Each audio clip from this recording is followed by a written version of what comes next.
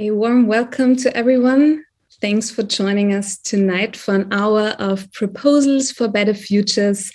In the next 75 minutes, we'll hear 10 propositions for more just and diverse digital futures from some of the new fellows and also some external guests. Just to give you a quick teaser, we'll be hearing about feminist digital infrastructure, inclusive game design, Rohingya archive, about banlieues of the future, and many other topics.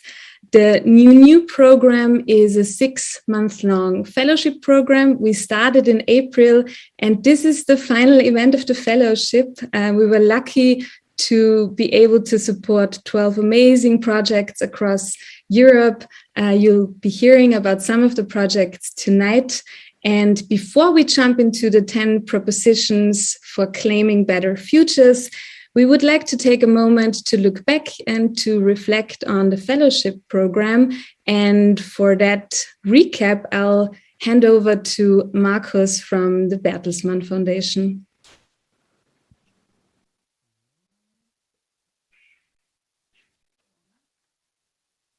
Thanks, Julia. So before we jump right into the 10 propositions for better futures and also get to know some of the new fellows and the projects a little better, we would like to take a moment and look back to what happened within the new fellowship over the past months. After receiving around 300 applications for the new from all of Europe, our advisory board finally chose 12 projects. With those 12 projects, we kicked off the new fellowship in a Corona pigeonhole situation in March. And now, half a year later, I guess we can say that the new fellowship was quite a wonderful journey. This is even more so after our final fellows gathering last week, in which we came together to share some moments and memories. But what is the new all about? The new is a place to explore our digital futures, what they hold for us, and how we can shape them. It is a starting point to discuss and experiment. What visions for the digital future should guide our lives today? What alternatives to the status quo do we have if we embrace diverse perspectives? How can we use algorithms, artificial intelligence, and other technologies more for the common good? Over the course of 6 months, together with the fellows, we learned a lot about the fellows project approaches when we had internal meetups, about specific topics in public workshops on safer spaces, decoloniality, or futures thinking, about attitudes and values in interviews with the fellows that we shared on the corresponding The New blog. On Monday, various Facebook services went down for several hours.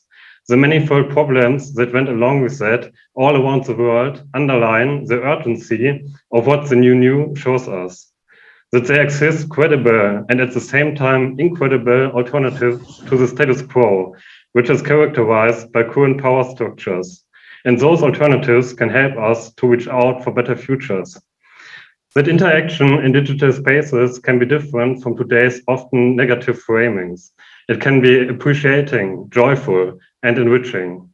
The diverse perspectives and approaches are needed when we think about our digital futures. Those perspectives and approaches can counteract tendencies of a more and more centralized internet. With that being said, as a framing for today's 10 propositions by the new fellows and other experts, a special thanks goes to the great team behind Superlab, with whom we started the new. And a big thank you also to the Allianz Kulturstiftung and the Goethe-Institut for their additional support. So now I will hand over to Wassima from Superlab, who will give you the opportunity to share your thoughts and ideas on the upcoming propositions collectively.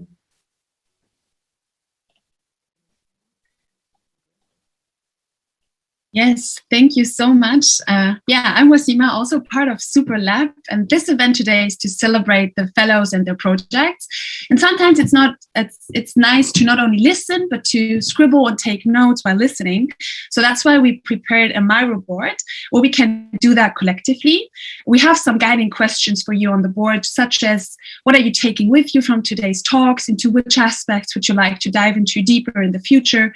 And by that, I will show you the board for a second. You see it here, and we will also share the link in the chat.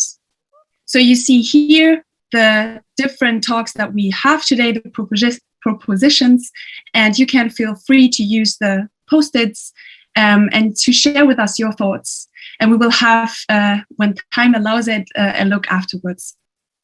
So by saying future, I hand over to Julia to start with our very first proposition for today. Thank you.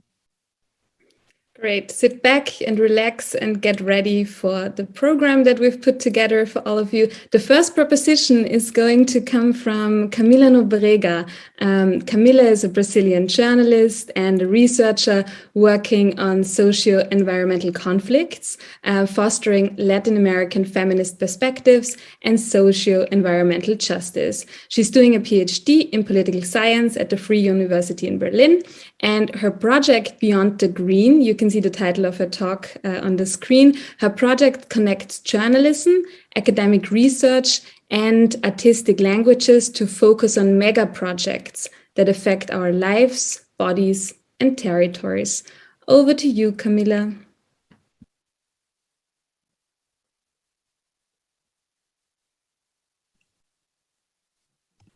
Thank you. Hello, everyone. So I'll take us for a minute to Brazil. São Luís do Tapajós is the name of a village located on Tapajós River in Pará State in the Brazilian Amazon. It's also the name chosen for a hydroelectric power generation project.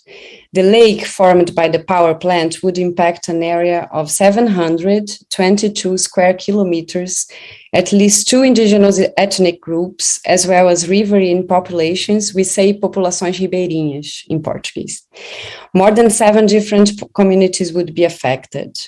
Communities that have the river as one of their main means of communication, centuries of traditional knowledge, medicinal herbs, different forms of social organization, assemblies, decision-making processes that were there for centuries. But then comes the need for energy and progress. The Brazilian government says so, as well as French, Italian, German companies involved in the project. And for what? A small part would be destined for the consumption of cities far away of the Amazon, but actually most of it goes to industries and agribusiness. The plan to build the hydroelectric plant was suspended in 2016, a victory of the indigenous Munduruku peoples in partnership with other riverine communities, social movements, researchers, and NGOs. They proved that there was not enough data, and this is interesting, about the region that could be used to calculate logical compensation of environmental impacts. If you don't have enough data, how to calculate how many trees to plant to compensate? The Bolsonaro government, however, announced attempts to discuss the project again. So what kind of power relations are behind this case? Who sits at a discussion table to decide about mega projects such as huge dams, other mining for building internet infrastructure, for example? If in rich countries this kind of mega project becomes rare, what happens in the so-called global south, which are actually most of the planet, should we call the majority of the world?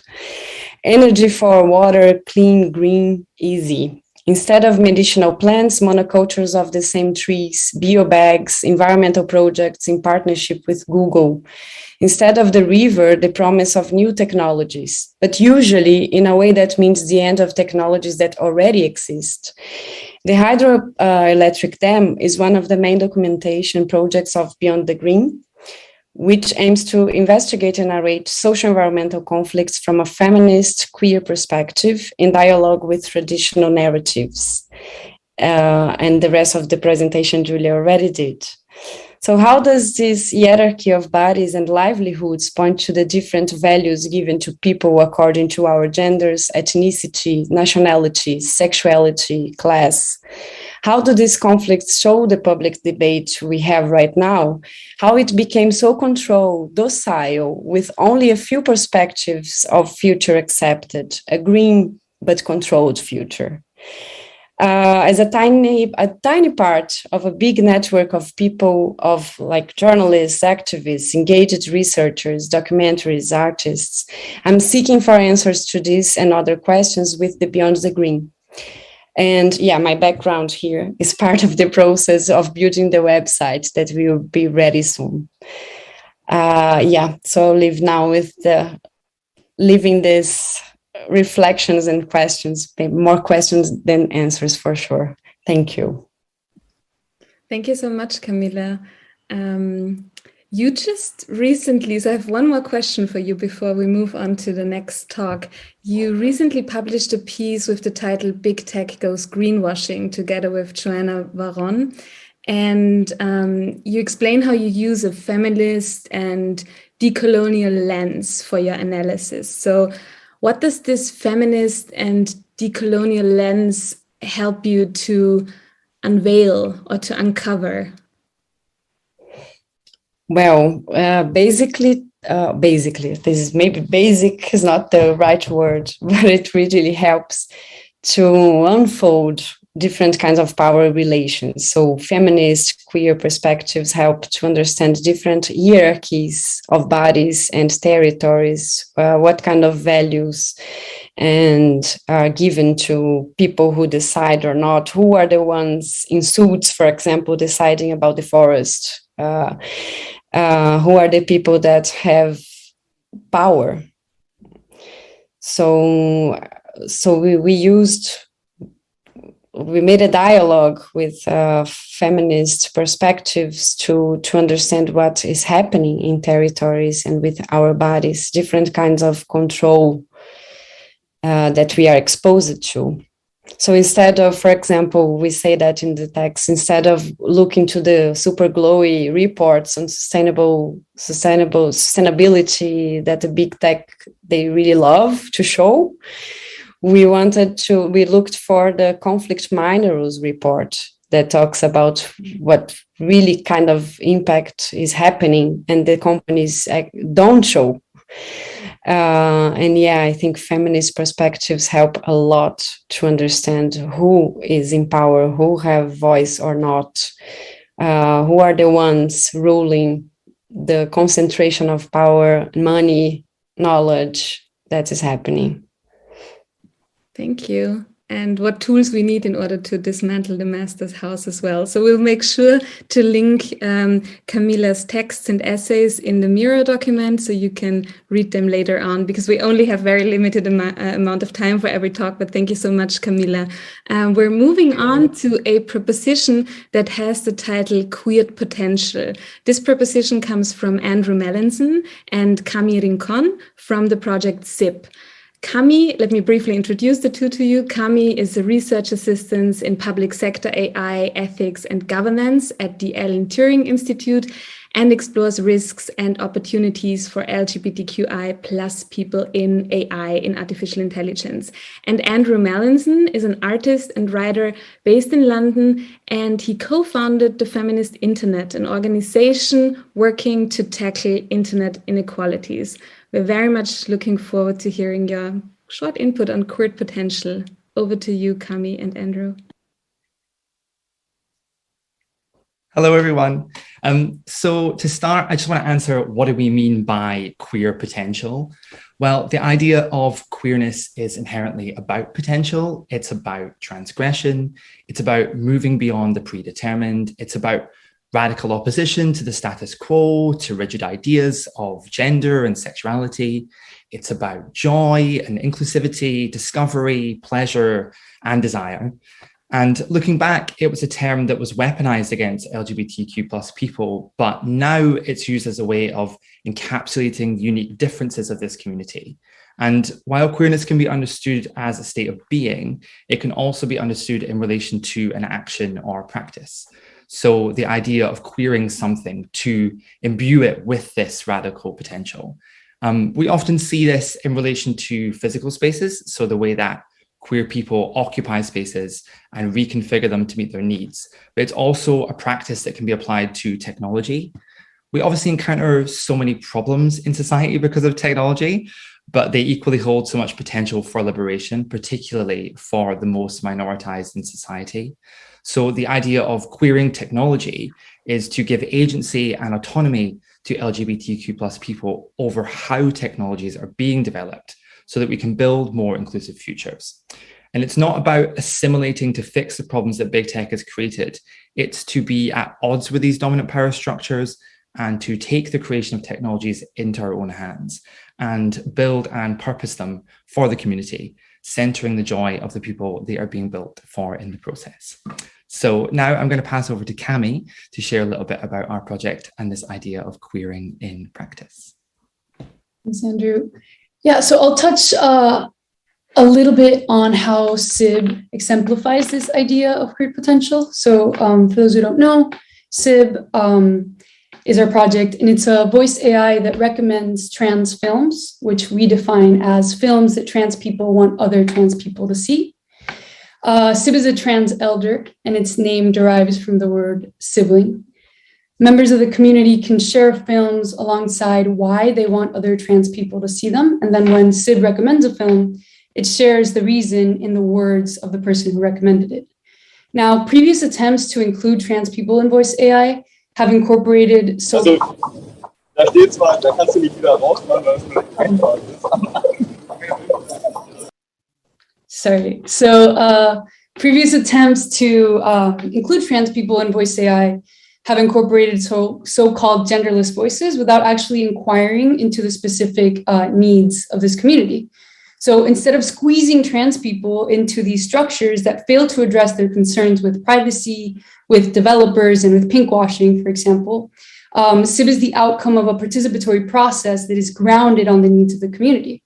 It incorporates trans-specific privacy mechanisms, it divorces voice from gender, and it's developed by and for trans people.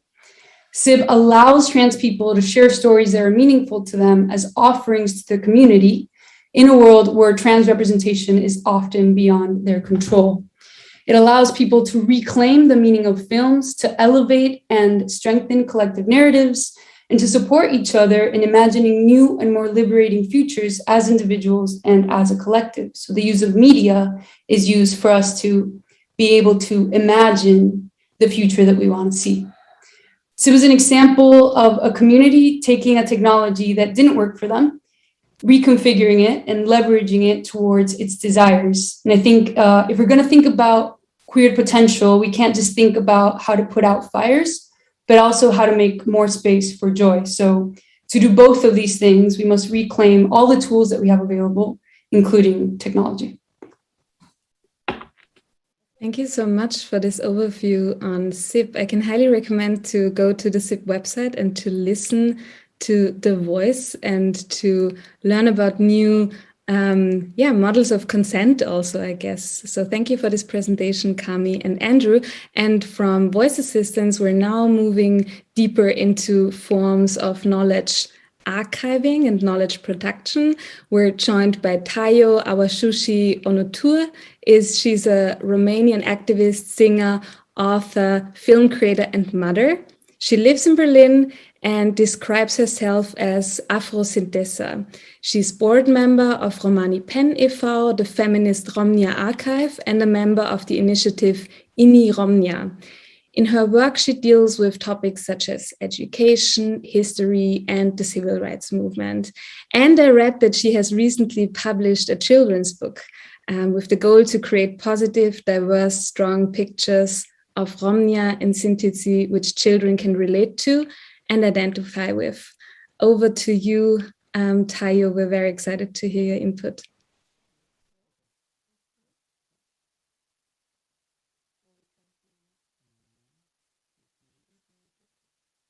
Sorry, you have to unmute yourself before. Yes, okay.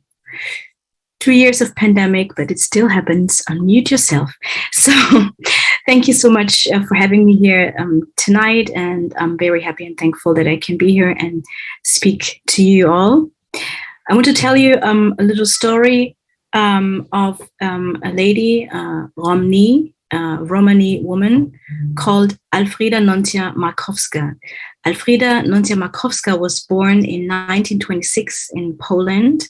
And during the Second World War, when she was just 14 years old, all of her family has been killed in a mass shooting. So when she returned to their home, she found nobody there was left. After that, she was forced to be in a concentration camp, a work camp, and was forced to work there, work on tracks, and also help to set tracks that were leading the way to Auschwitz. She was lucky enough and blessed enough to leave, to rescue, to flee out of this situation, and then later, because she was working at the tracks, one person gave their child to her because they knew that the train that they were in would lead them to Auschwitz. So the person decided to give her the child, and so that the child could actually survive. And because of that, since that happened, Alfreda Nontia-Makowska decided to go back to those tracks for several times. And at the end, she rescued over 50 children, Jewish children, Romani children, and also other children that she was able to rescue. So why am I telling you this story about a resistance fighter, Alfreda Nontia-Makowska? If we look at our collective history that we all know, that we all call knowledge today, may it be in books, may it be through different media, TV, online media, or may it also be in school, we don't have these stories. They're missing. There's a really big gap about these stories. So today we're talking about the future, but I actually would like to take a look back to the past to see how can we, as a Romani self-organization, create a better future. This is why I decided to look to the past and to see that there are many, many stories, like the story of Alfreda Nontia-Makowska, who was a heroine, of course. And there are also other stories from the past, but also from today. And there will be more stories of fighters, of feminists, of women, Romnia and Sintetsi, who are doing great work in all kinds of different fields. But if we're talking about the future, so our idea of a better future would be to include these stories, to highlight them, to actually make them visible, to put them out there and make them accessible, not only for the people in our community, of course, which is really important, but also make it visible and accessible to everybody, because these stories are really important. They're important for our community. They are important for who we are, and they're also important for the situation that many Romnia and Sintetsi are dealing with, are confronted with today.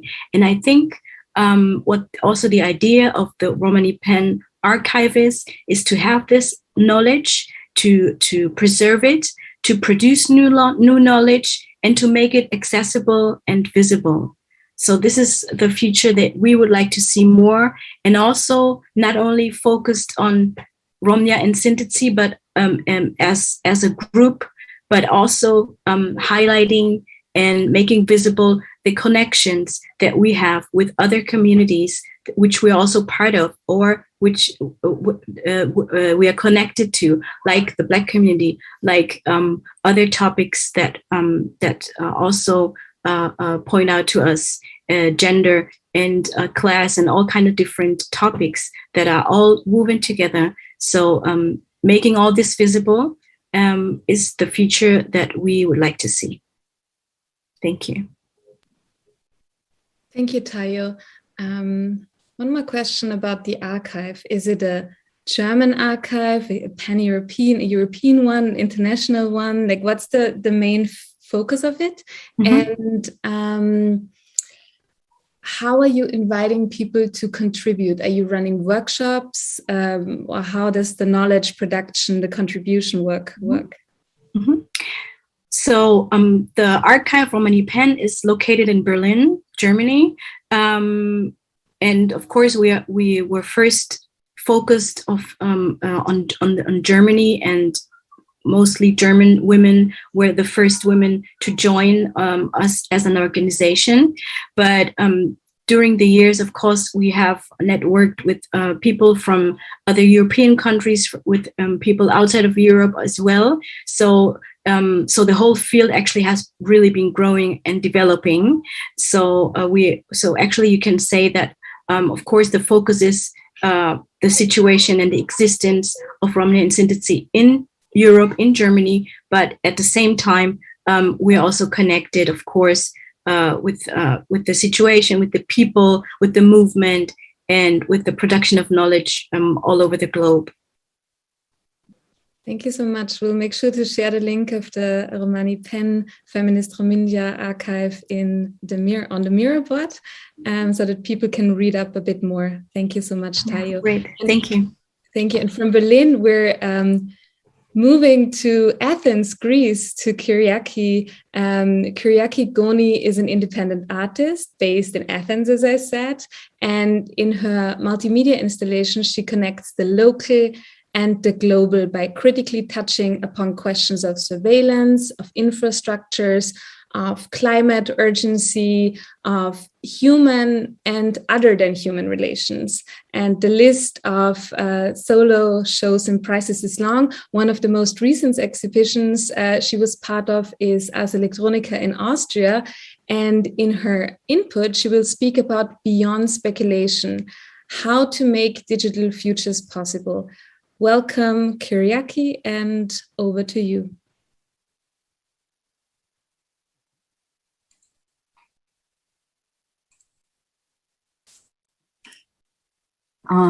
Hello, everyone. Julia, thanks for the introduction. It is great to meet you all online here. And thank you for all the inspiring presentations. It feels really amazing to be part of this group of people. And of course, thanks to all the partners who made this community possible. And also, last but not least, I think we owe a big thank you to the streaming team who makes this smooth virtual meeting for us. So as Marcus also mentioned before, it has been an interesting coincidence that this discussion takes place on the same week after a huge blackout. I'm wondering if this will raise maybe more infrastructural awareness. So I guess we will find out. You may have noticed the use of brackets in the title of my presentation. I use them because, first of all, I think that in order to make any future, digital or physical, even possible on this planet, we must ensure that the planet will be healthy and we will be actually here. So for me, fair and inclusive digital futures are inseparable from the climate discussion. We need to plan for resilient, decentralized infrastructures that respects the environment at the same time, to design these infrastructures with the communities, taking into account the different localities and therefore the different needs. And I'm wondering, is there possible to introduce a design of infrastructure that acknowledges and includes in the design process per se, other than human agents as well? And also to incorporate the desired digital futures in a long-term thinking in the peripheries as well. So I investigate and articulate these questions through an expanded art installation, multimedia installation, under the title Networks of Trust. Networks of Trust draws on the archipelagic infrastructure, the resilience and the cooperative platforms of care on the islands of the Aegean archipelago in Greece. In Networks of Trust, I construct safe spaces connected with localities, inviting locals to write imaginary stories about possible futures in their area regarding three main topics: climate, population movement, and technology. Fiction is used this framework as a method for community building, let's say. The stories are kept anonymously in an offline digital network running the interplanetary file system for a distributed data storage resilient to potential censorship and control. A crucial part of this ongoing work are the gatherings. During these gatherings, community members, for example, teenagers, students, and others, are discussing matters related to their area and the aforementioned topics before they write their stories. The stories are shared, are uploaded on the nodes of this offline network, this digital network, and sometimes are also shared in listening sessions, which is another crucial part of networks of trust, where an intergenerational gathering takes place and people read the stories written by the community members.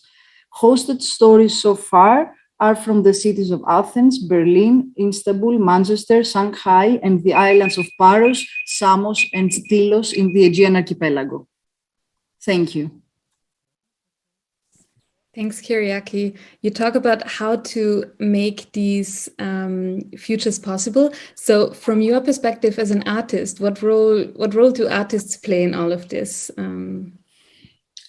I think art offers this possibility of constructing these safe places, as I mentioned before, like using this kind of installation or also educational art programs in order to bring people together from different places of the community, let's say, and starting a dialogue which can be playful and within the framework of art.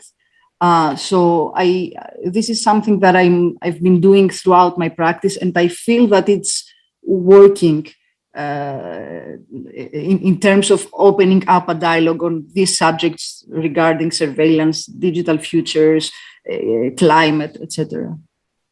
You mentioned surveillance. I can highly recommend to the audience to check out the latest installation, or the installation that was on show at Ars Electronica that dealt with the topic of surveillance, and also beyond, like robots. Yeah, if I remember correctly. So highly recommend to check that out. Thank you, Kyriaki, for your input. Thank you. We're gonna move from Athens from Greece to Malaysia. And I'm very happy that the next speaker is able to join us, because in Malaysia, it's very late, as you can imagine, it's almost midnight. I would like to introduce Jack Azamki to you.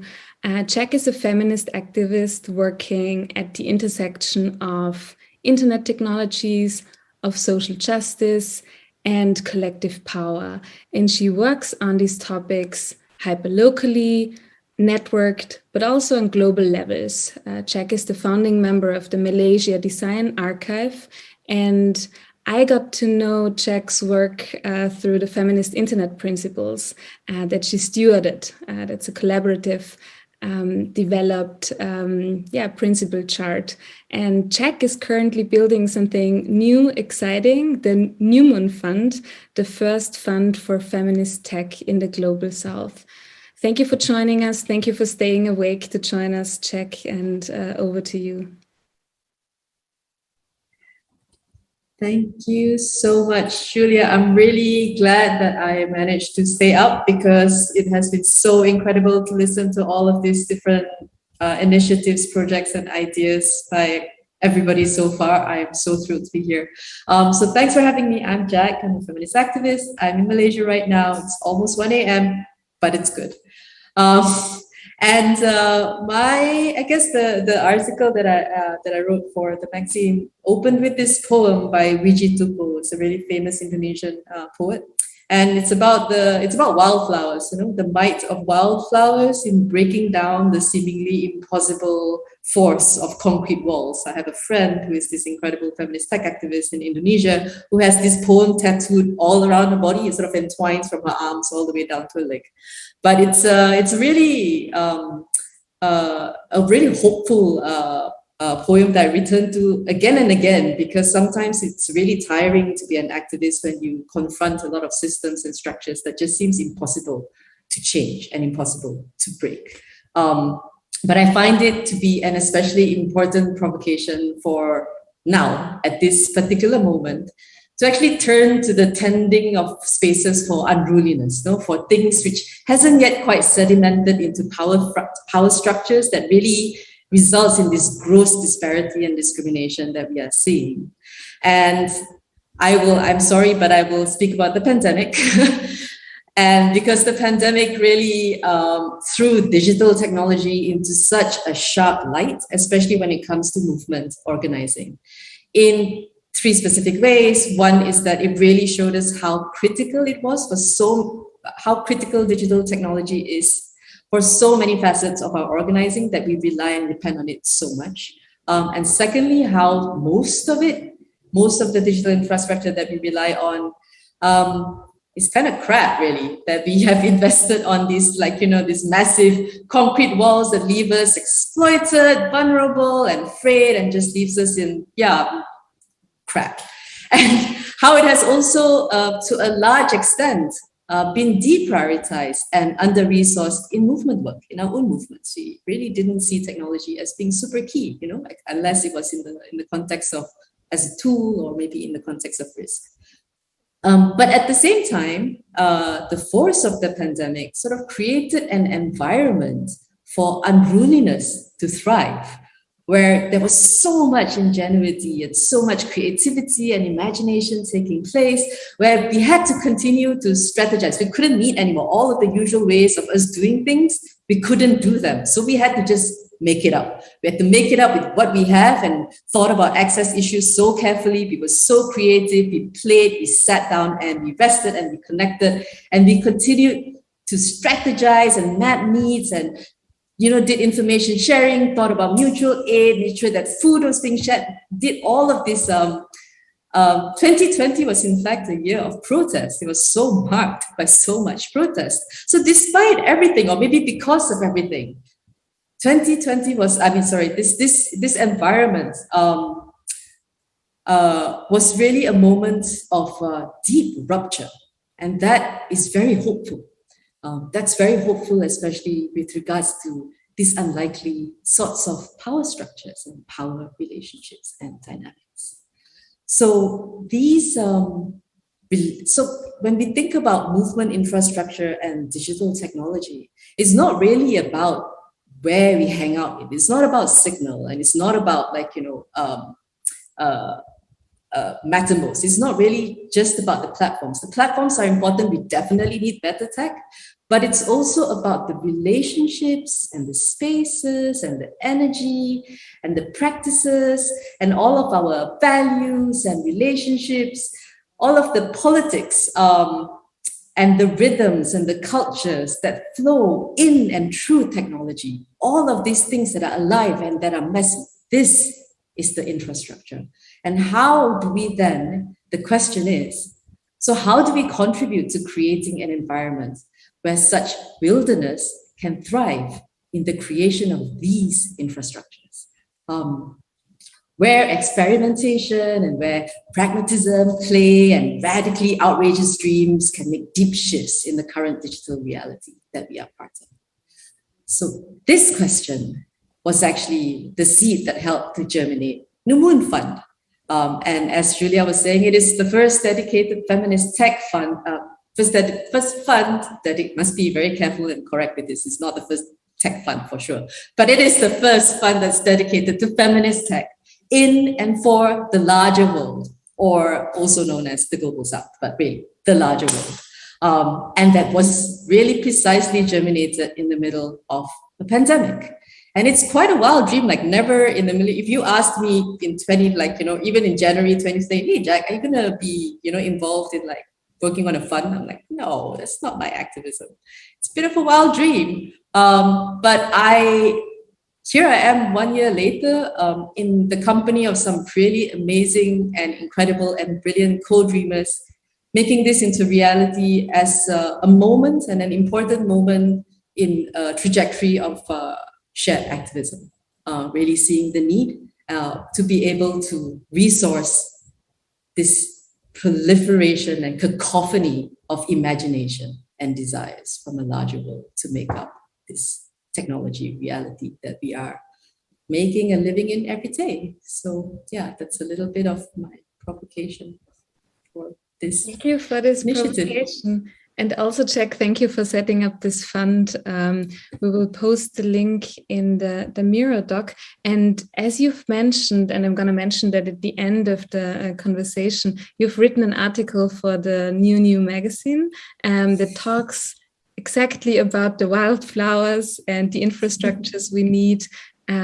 So there will be an opportunity to read more about your ideas and thoughts, more than the 3 minutes that you just had, or the 5 minutes. Thank you so much again for joining, and good night to Malaysia, and talk soon, hopefully. And I will hand over to Wasima, who is going to introduce the next speakers to you. Wasima. Thank you. And I love how we travel around the world, because from Malaysia, back to Europe, back to Italy.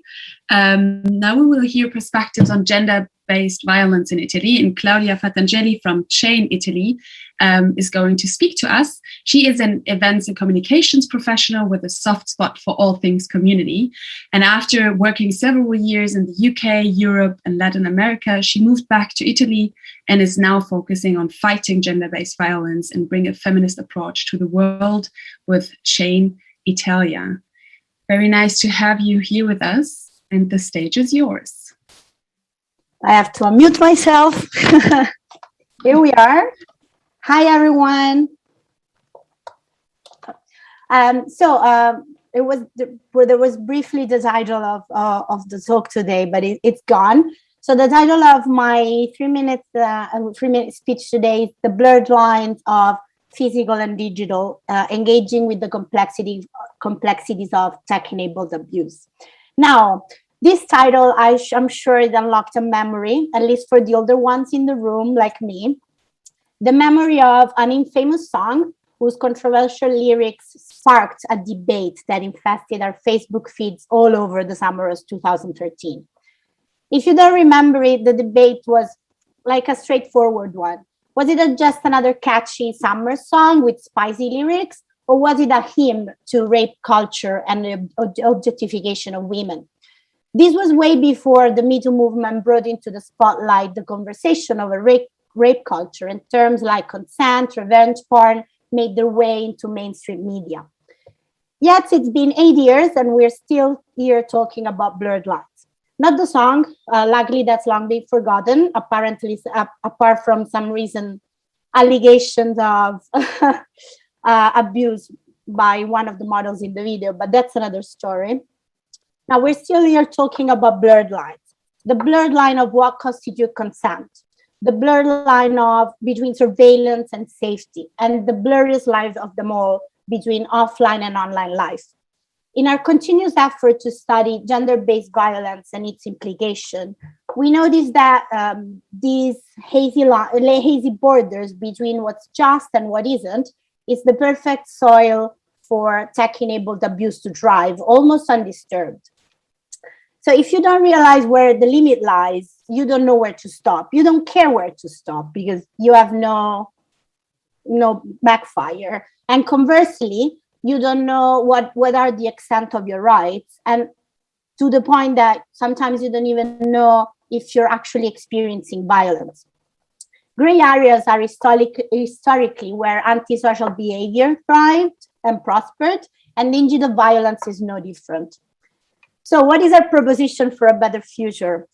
We say radical education.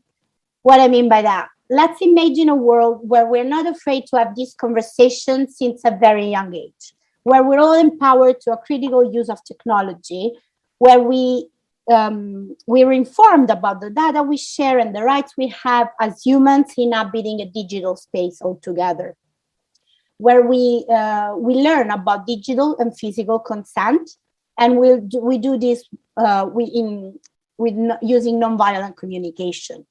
So the pandemic put the final nail in the coffin of the world as we knew it, and we need to start acting like it.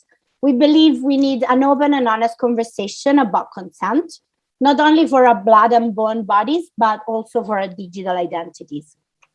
We need to know about, the data we share and the rights we have, but also we need this conversation to give us guidelines on how to interact and how to be responsible in this digital space that we're all sharing.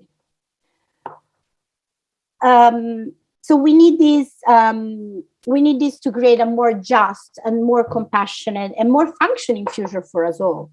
And we feel like these are invaluable tools to understand all this complexity of the world around us. But we need to do this using intersectionality as a standard mindset. Let's say like that. So the exposure to one form of expression can provide a life shape to other forms of oppression, but still respecting and considering sacred the other person experience. This kind of radical education also implies a two-way flow of communication, where the teacher and the learner must exchange information and come out of these exchange enriched. We need to leave behind top-down education, and we need to embrace learning as a community. I like to finish with a quote of the great Paulo Freire. The quote is translated, of course, but to give you the idea. So through the dialogue, teacher of the students and student of the teacher cease to exist, and a new terms emerge. Teacher students with students teacher. They become jointly responsible for a process in which we all grow. Thank you. I hope I was in the 3 minutes.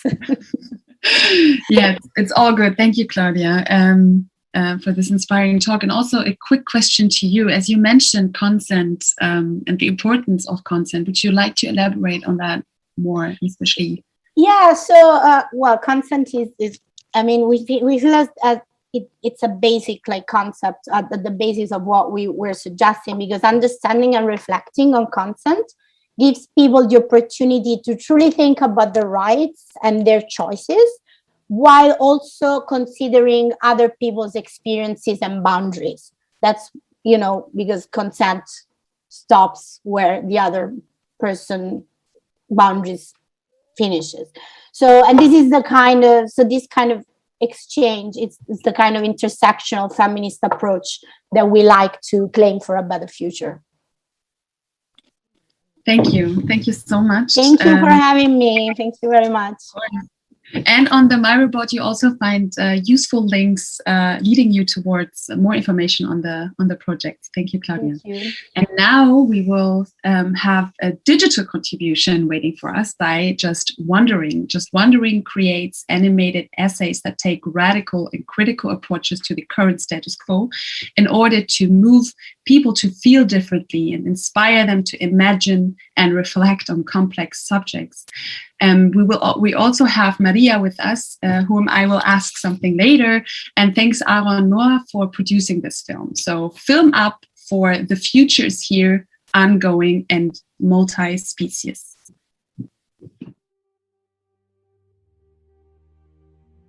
Climate change and the sixth mass extinction are already here, ongoing as we speak. No wonder we are yearning for a radical change. We cannot respond to our current crisis relying on the same mechanisms that caused them. The growth-based economies, the commodification of nature with capital N, and the anthropocentric values, all of them must go.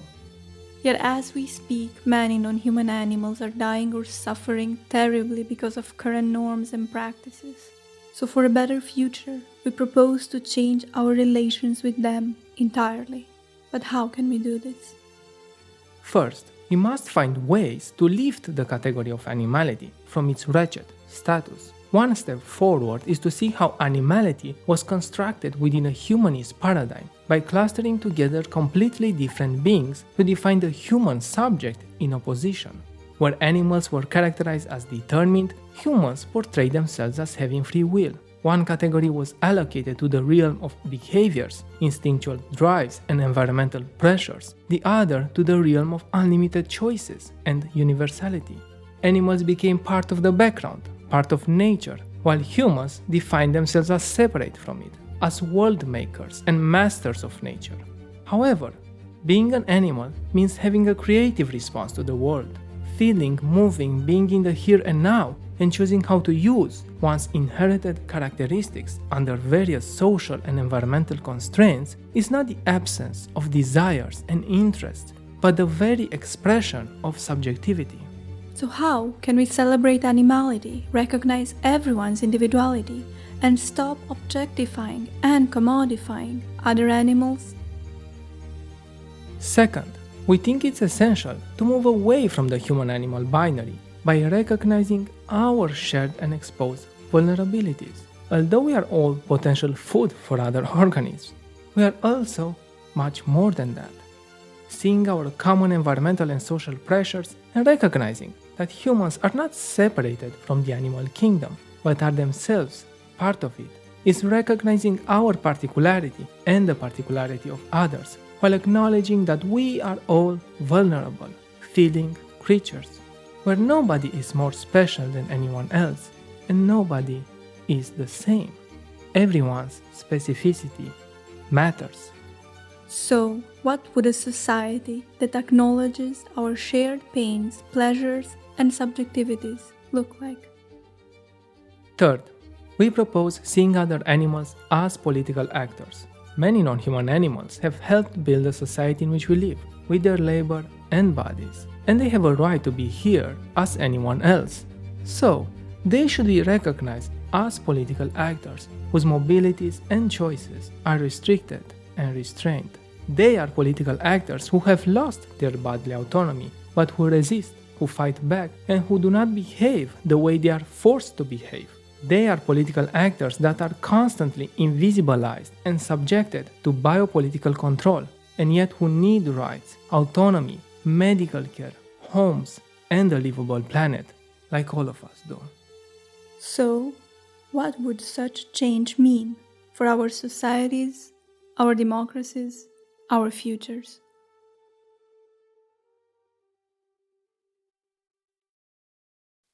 Thank you so much, team behind Just Wondering. And Maria, it's so nice to have you here today. And I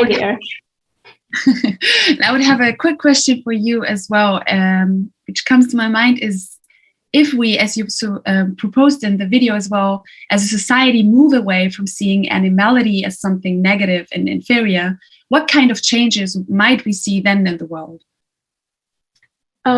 Thank you. Thank you for having us. And I just want to thank everyone before answering, because it's really been a great 6 months with all of you. And we're really excited to be part of this whole team. And the three of us are Just Wondering. It's me, Aaron Noor, and Mina Mimosa, who does the illustrations. Really enjoyed it. And now to answer the question. Well, what I think is really important, like the film also says, is to see how we humans are also part of the rest of nature, and we shouldn't be masters of it or dominate it entirely. And then if we change this, we see how this can lead us to a future in which our relations with other animals change, and also our relationship with infrastructure in our societies change. So we would, for example, imagine a society that is based on degrowth, not on continual growth and profit, for example. But then I think we could also think of designs in our cities and now in our infrastructure, in our living places, designs that make livable places for multiple species and multiple abilities, places where you can live and enter not just on 2 legs, but on 1 leg, on 4 legs. And then I think also maybe digitally, we can think of the way in which images of other animals are consumed on the internet, and then we can maybe reflect on that and think how the internet can maybe give back to other animals. Maybe we can imagine games with companion animals that are based on maybe some digital technologies. And we also need to be careful of how algorithms create knowledge that currently exploits other animals, but maybe they could be used to create knowledge that is liberating for other animals. Wow, thank you. Thank you so much, especially for your contributions, and nice to have you here. And greetings to the rest of the Just Wondering team. And the next speaker we have is Fieke Janssen. And Fieke is doing a PhD at the Data Justice Lab at the Cardiff University, and she is a Green Web Fellow and also part of the advisory board of the New. She helped us in selecting the fellows and advised us in setting up the program. Her input is about the bright future of shifting values. The stage is yours, Kiken. Just waiting, I think, for my face to show. Yes. Okay, here we go. I'm more a realist, so it's quite funny that my title is The Bright Future of Shifting Values. But like all the other amazing speakers before me, I'll talk more about process to find a different future rather than present a future image that is imagined from sort of my office space in Amsterdam. So here we go. So when we talk about future, people often present very dystopic images about killer robots dominating the world, or these utopic realities in where everybody's happy and equal. And I have to say that in these talks, nobody really engaged with these sort of these two dichotomies. So while thinking about my input for this event, I wanted to move beyond this dystopic and utopic reality. And here I remembered something that critical race scholar Ruha Benjamin said in one of her talks. She said that when we imagine the future, we need to look at our past, a past that has amazing examples of community organizing, solidarity networks, active resistance against the status quo, and long histories of different knowledge productions that somehow seem to slip between the cracks when we think about what we want our future to look like. As such, the past is not merely to inspire action, but really as a guidance to reformulate our thinking about the future, in which the fight about the future is a fight about power. So reflecting on my work that I've done for a very long time on digital rights, I have this innate feeling already for a while that we've been saying no for such a long time. We say no against sort of the technological developments because they will infringe upon our privacy. But somehow we've been unable to provide sort of sustainable alternatives of what it is that we do want. So I feel like from starting looking to the future, maybe we have to start looking at a shift in values. That allows us to move beyond the distraction of the everyday life, where we manage to make things less bad, but fail to articulate what is so profoundly wrong. And I'll explain this along a framework of reform and resistance I've been developing as part of my PhD and sort of my work. And here I have to say that my PhD looks at the implementation of data-driven policing technologies within police forces in Europe and the social justice issues that are around it. And here we see much of the technological debates center around questions of under which conditions can things like facial recognition be introduced in society by police. And this is what I will call reform. These are actions that serve to make things less bad without actually changing or questioning the dominant power structures that enable it. So our focus is on the technology rather than maybe on sort of police as a power holder that is oppressing certain groups in society. My PhD allowed me to engage a lot with the anti-discrimination movement. And here I've seen amazing acts of resistance in which the act was refusal of the dominant frame. Police is seen as the oppressor and technology is just another tool in a repertoire of their action of oppression. So it's not something new, it's just a new tool in things that have always been the way they are. Here, resistance engages with a more fundamental issue of power by challenging the frames on which his power is legitimized and trying to rewrite it. And so what I'm then interested in engaging with in the future is like, what can then reform after resistance look like? How can we build a diversity of narratives and futures that are not privatized, that are not bureaucratized, but that really have people and the planet at the core of it? And here we need to ask like who and what spaces are needed to drill down for the true fight. Because in my PhD, I've also seen that sort of because now technology is introduced within police, all of a sudden digital rights groups get a seat at the table. But this comes at the expense of anti-discrimination people who've been working on police oppression for the last 30, 40 years. So I argue that my future, I would like to see a shift in values where we no longer get distracted by things that are on the surface, but that we challenge the underlying values which create inequality and crisis. And I have to say that like listening to all these talks, it's been amazing because there's so many amazing sort of projects happening that are trying to do this. They're trying to shift the narrative. They're trying to shift the dominant frame and talk about sort of the more important underlying systems of who decides what future we're going to get, and what are the knowledge bases that we can build on to create alternative futures. So I'll leave it at that. I have no idea if it's already. Thank you so much, Fieke. And as we are running out of time, we will just continue with the next contribution and proposition. Again, we will link interesting links in our Miro board, and you can see further information there. Our next contribution is a video by one of the fellows and partners of the project, Banlieue de Turfu, and Hugo Pilat and Makan Fufana, and together they built and work on the project Banlieue de Turfu.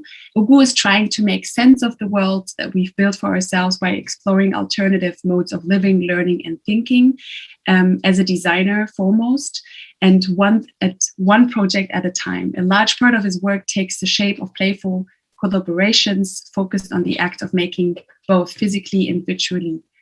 And Makan is here with us tonight, and we will ask him a question later. He is a creative futurist researcher and author, and his first book was published in February 2021, and he's currently researching his master thesis on new utopias. Thanks for being here with us, and film up. Thank you very much for letting us speak tonight. My name is Hugo.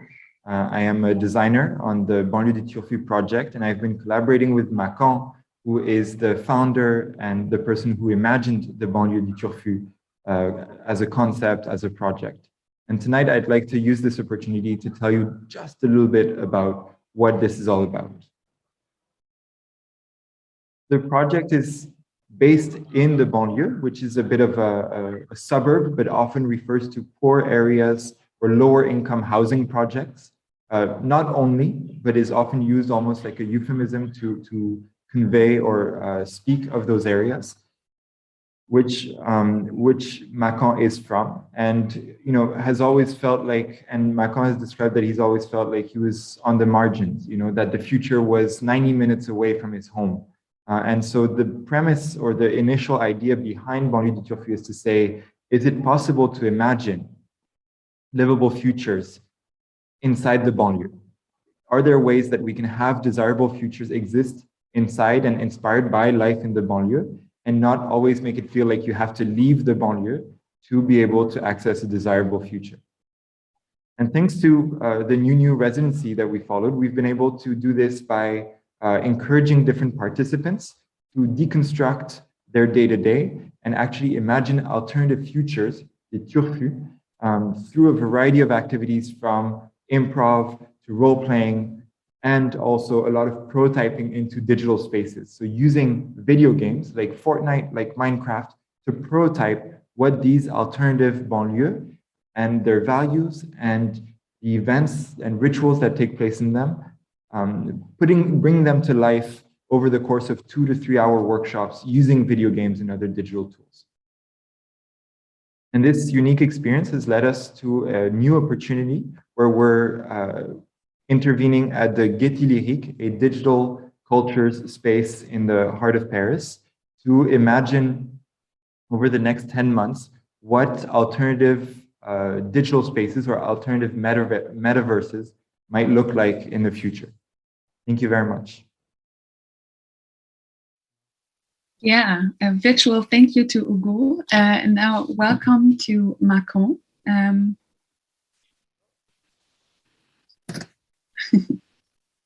Salut. Salut. Thanks for being with us. Merci beaucoup. And the question for you is, as you work with young people and communities, which strategies do you use to involve them, to engage with them, and specifically empower those in your projects? Ok, je vais parler en français, puis tu pourras traduire peut-être. Oui, si tu veux. Alors, j'utilise plusieurs stratégies.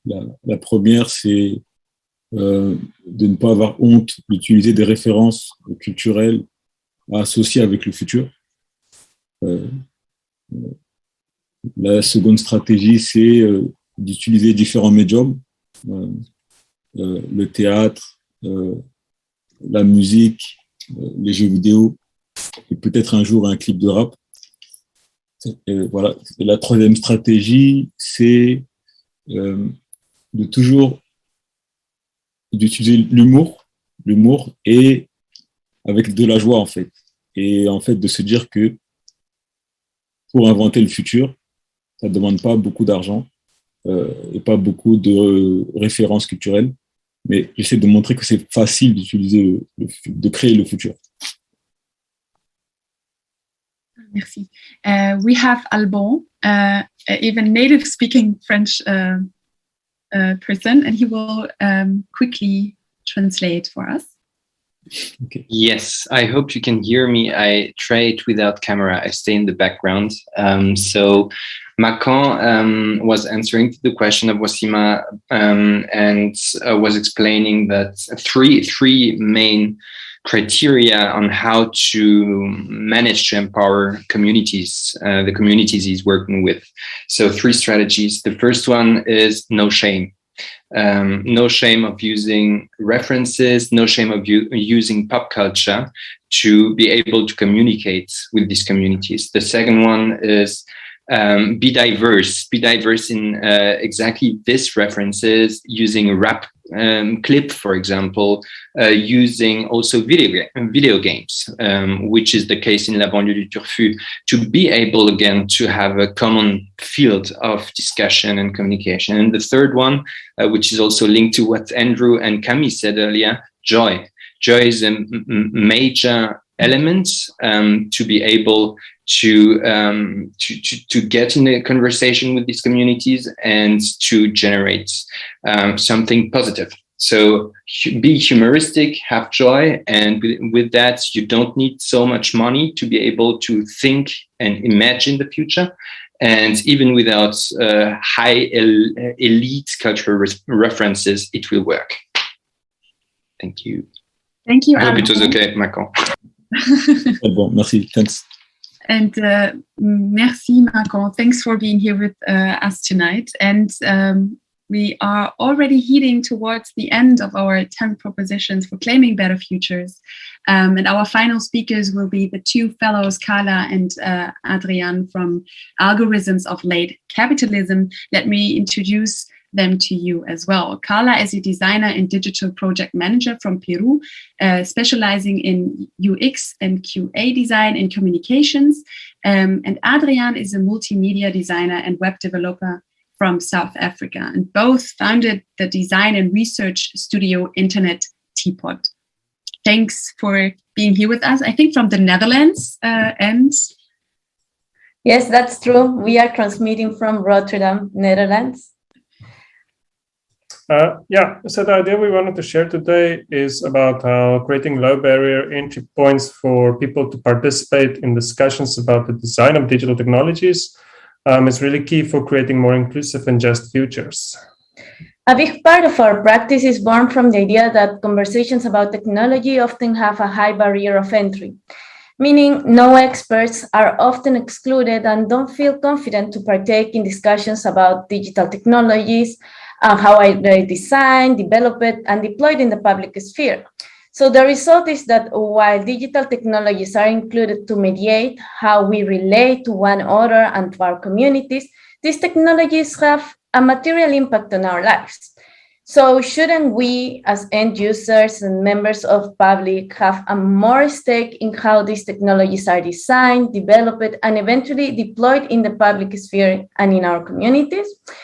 And also, on top of that, there is a current lack of diversity between the field of artificial intelligence. Thus, it is imperative that those impacted by artificial intelligence systems are engaged in providing feedback and design direction.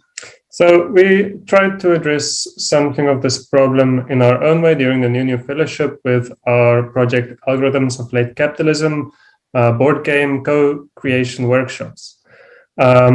So the game that we were developing had this aim of promoting more inclusive and open perspectives on the future of digital technologies. And designing a board game about digital technologies really allowed us to create a low barrier medium through which to engage broader publics on this topic, to create a dialogical space in which to explore complex topics related to digital technologies and AI in more engaged and reflective ways, and also to do it in a fun and playful way so that the content is not overly instructional or intimidating.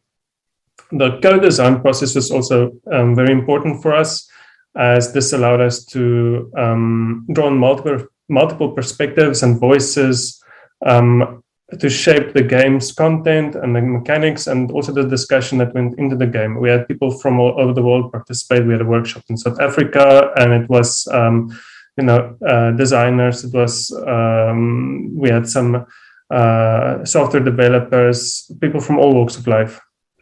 So the key message we want to share today is that for us, this project was an experiment in finding ways to invite non-technical publics to talk, reflect, and discuss ideas that can contribute to creating inclusive digital futures. And we think we need more initiatives that open up this public discussion about how AI and other digital technologies are designed, developed, and deployed. And by doing so, we can really start to redefine design questions, problems, and practices related to digital technologies in ways that are more suitable to different cultures, communities, and lived experiences. Thank you. Thank you both. And we have time for a quick question for you as well. What comes to my mind is, what future do you imagine unfolding if we were to replace the mainstream model of technology design with a more participatory design model? I think the first step is to think of these technologies as not merely technical, meaning that they are cultural, they are social, and material as well as any other design object. So they are not neutral, and therefore these design objects and these technologies are made by people just like us, that have worldviews and biases. First of all, Adrian, do you want to add something else? I think a couple of people already mentioned the Facebook blackouts, but maybe more significant for me was these leaked Facebook documents. And I think what it really showed is a lot of companies talk about public welfare, about being accountable, being built for public good, but then when you look at the internal decisions they make, it's really for profit. It's really making decisions that are explicitly against public interest.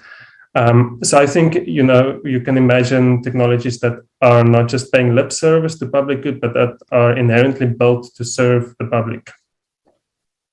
And I think with that also, comes things like inherent accountability, and responsible use of resources and things like that.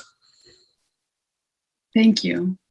Super thought-provoking. And as we are now looking at the time, we might would ask you for 5 more minutes, dear participants. Stay with us, because we will have a really, really wonderful surprise for you. And a teaser, it's about the magazine. So please stay with us. And we started with kind words from one of the project partners. And we will now have the time for hearing the other 2 partners speaking. I will hand over to Alban first, the one who translated a second ago from the Allianz Kulturstiftung, and then to Janette Neustadt from the Goethe Institute. And thanks, of course, to everyone for your wonderful contributions so far.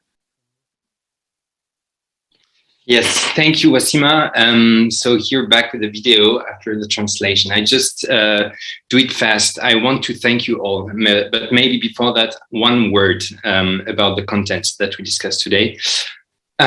When we celebrate this amazing new community, we see every time, and today again, and all the 6 months long, that when we talk about the futures, what you have in common, all of you, the fellows and the projects you do, that you start with the recognition that the definition of the futures, the potential future, starts with the question of power, the question of power dynamics. And what you bring with all your projects is the questions of social, of racial, and also of environmental justice in this digital space conversation. So for that, actually what you do is in your own ways bringing and strengthening the social cohesion, both in the digital and in the physical world. So I just wanted to thank you for that. And on top of it, you all have cultural and artistic practice in your projects. As Allianz Cultural Foundation, we definitely need to note that. And you sublimate just radical discourses and critical thinking in your projects with this cultural and artistic means. And this is actually amazing to see the potential effect that you can reach with that. Then just the words to thank also Superlab to set this up.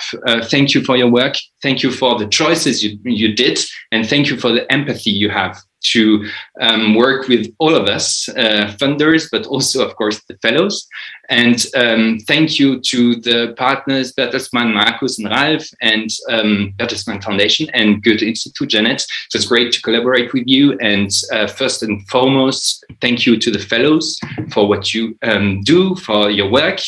We believe in what you do and in you, and we will continue to help you prepare a better future, a better world for the next generations. And I'm just hopeful that this is just the beginning of a long, long journey together, hopefully. Thank you. And I pass to Jeanette. Hi, I'm taking over. Jeanette had to leave, but says hi. It's a wrap. It's a wrap. It was a pleasure to listen to all of you. And I guess now we all need a little bit of time to digest what we just heard, to reflect on the propositions. And as Wasima promised, we were busy in the past couple of months, not only working on the fellowship and the fellows working on their projects, but also producing a magazine that will give everyone like an opportunity to dive a little deeper, to dig a little deeper into some of the topics, to learn how Banlieue du Turfu has been setting up their program and what their approach looks like, to learn more about the fund that Jack mentioned earlier. There's 10 amazing essays and poems in this magazine, and there will be a printed edition that we will send out and ship of 102 pages. And there's also a digital edition because it's about inclusive and just digital futures. And we're launching the digital edition today. You can read all the articles on the website dingdingding.org. We tried to come up with a good website name that is easy to remember. So if your head is not already spinning and you're full with many great new ideas, but have fun to dig a little deeper, then visit dingdingding.org and you can read up on the fellows and their projects, but also projects of external contributors.